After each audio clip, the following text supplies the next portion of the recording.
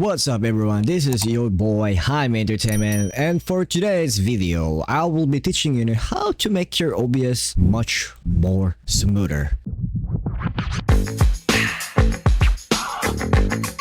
So you need to do 3 steps on this. So number 1 is go to your settings, go to your stream, and make sure to check this. Next is go to your output.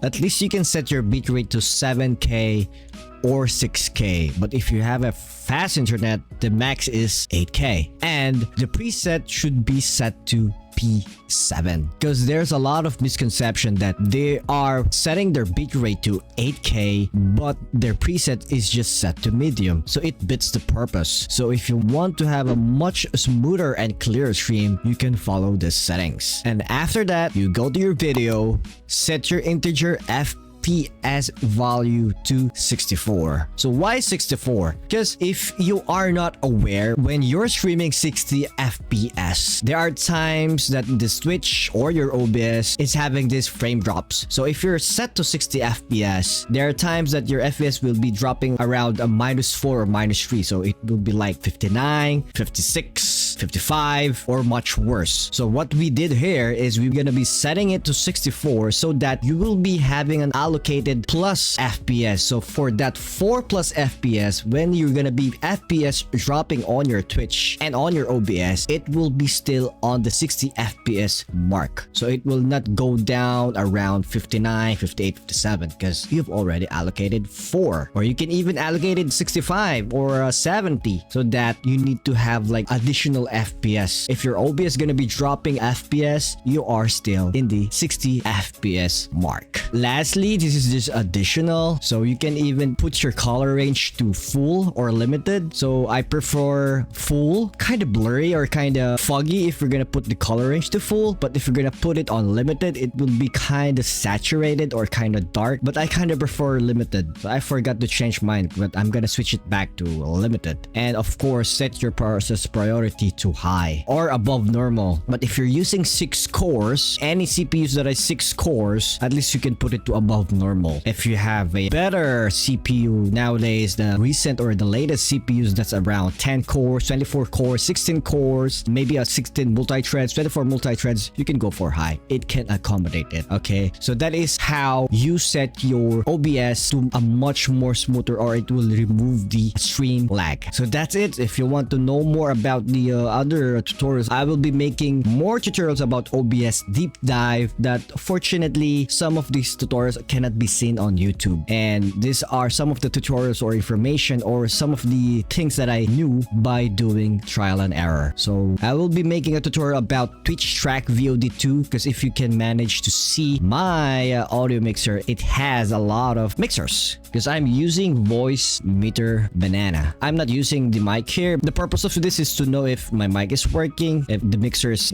taking in browser, the sound effects, the Discord, the bots, the main audio, of course, Spotify, and Zoom. So I have 1, 2, 3, 4, 5, 6, 7 separated outputs. So I will be making a tutorial for the Twitch Track VOD2, so you will not be copyrighted on your streams, on your VODs, by the way. That is all. Make sure to follow and subscribe. And this is my first ever video tutorials. Very quick. I don't want to make it much more lengthy. And yeah, make sure to support us, even the SS Vixilium family, the crew. You can see them here on this link. You can even join our Discord. And so long and have a great day.